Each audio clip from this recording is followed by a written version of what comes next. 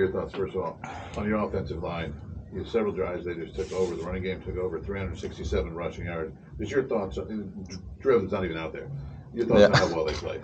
They played fantastic. I mean, all of them. Coogan, KB, Zen stepping in. That was great. Carter and Bray. I mean, all those guys just dominated. And Maryland, their defensive game plan, it seemed like they want to take away our pass game, take away our RPO game, and take away our pass game. They get a lot of depth in all the pass concepts we threw at them. And that opened up the run game. And when we have such great offensive linemen, as an opposing team, it's really tough to do that because we have one of the best run games in the country. So when you want to take away the pass, then all right, sure, we'll run 370 yards down your throat. So I think it was just a great testament to how complete our run game is and what a great job our offensive lineman does. We'll go Seth and Zach. Oh, I guess for both of you, the first quarter was a little tighter. You guys had 87 yards. They had 55. The second quarter was 203 yards to 31. What changed in the second quarter for you guys, I guess, on both sides, and how are you able to find that level, shift it into gear week after week? Yeah, I think it's just complementary football. Playing on the road is always hard no matter who you're playing. So just settling in, letting the offense and the defense got their back, and vice versa. We feed off when they go down and drive down and score. So I think just getting settled in, and then fight, like you said. If they want to defend the RPOs, they're going to run the ball. We feed off of that. So just feeding off each other, offense giving defense life, and vice versa. Yeah, no, definitely. I mean, I put the defense in a tough situation to start the game with the turnover. Tough situation. I can't turn the ball over, especially in that situations. But our defense did a fantastic job of creating 5 turnovers today, which won the turnover ratio. And I think they did a great job of complimenting us. And obviously the offense, and it was just not the offense, but myself. I got off to a slow start, which never is great. But our offense really rallied, and our defense really rallied. And I think that's why we saw such a big improvement in the second quarter and on. We're going right to Zach O. I guess to follow up on that for either of you, how much, I guess, does it keep a sideline calm when there is that confidence in all three phases that, if it's the defense that needs to get it going one day, it will be. If it's the offense, it will be. Special teams can make plays. How much does that just keep, any kind of anxiety from ever creeping in on that sideline?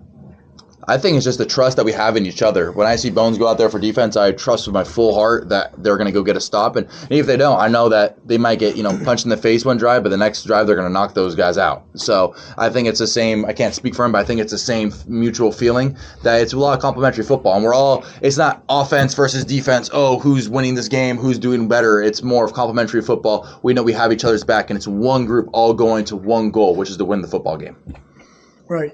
I mean, I agree. It's confidence you build in practice. I know he can make these plays. I know the offense can play really well. And obviously, a few games ago, we saw how he responded. Throwing a pick and then going down and putting the game-winning touchdown in. So there's never a doubt in these guys and what our offense can do. So I think we just feed off each other. We'll go on your left to Zach B. and then Daniel. Fernando, no Drew Evans. You're down Elijah as well for most of the game. Isaiah, you're seeing Jeff Utzinger, Caden Turner come out and make plays. What does a performance like tonight tell you guys about this team's depth?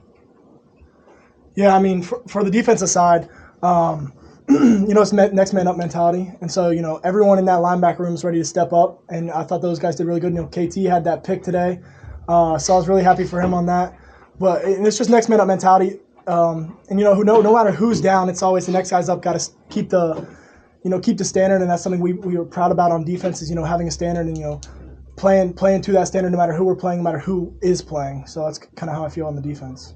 Yeah, and for the offensive side, Drew Evans goes out, and obviously he's a big part of our offensive line. However, Zen went in, and he's playing in big games at Ohio State, and that's what he was brought here to do, play in big games, and I think he did a fantastic job. I think you just plug him in, especially with the leadership we have under Coach Bostat, and then all the other offensive line leaders. It's just a strong group. It's such a strong cultural group that all those guys are excellent football players. So whether it's Drew, whether it's Zen, whether whoever's in the game, I always have full and genuine confidence in my offensive line. And then Elijah going out, that obviously sucks because Elijah, he's the leading touchdown receiver. I don't really know the yards, but I'm assuming he's a leading receiver for the year. And he creates a lot of big plays, and also he creates a lot of double teams, which can set up a lot of other guys. But I think Charlie Becker, who's actually one of my roommates, did a great job going in there. He had a quick game catch where he bursted for around 60 yards and showed that real good speed. And I think he went in there, did a good job blocking. I think that we also have Omar Cooper, EJ, and then Jonathan Brady also scored a touchdown. So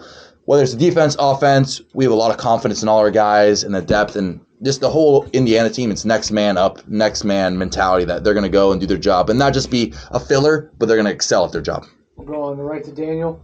Sig had said that what really makes him happy is how when he preaches, like, okay, play hard, score aside, you guys just answer. Why is that? Like, why is it that score and time aside, you guys just keep swinging? I would say it's the mentality that we have. I mean, defensively, offensively, and special teams, it's the mentality and culture that has been instilled, and I've been lucky enough to be a part of it.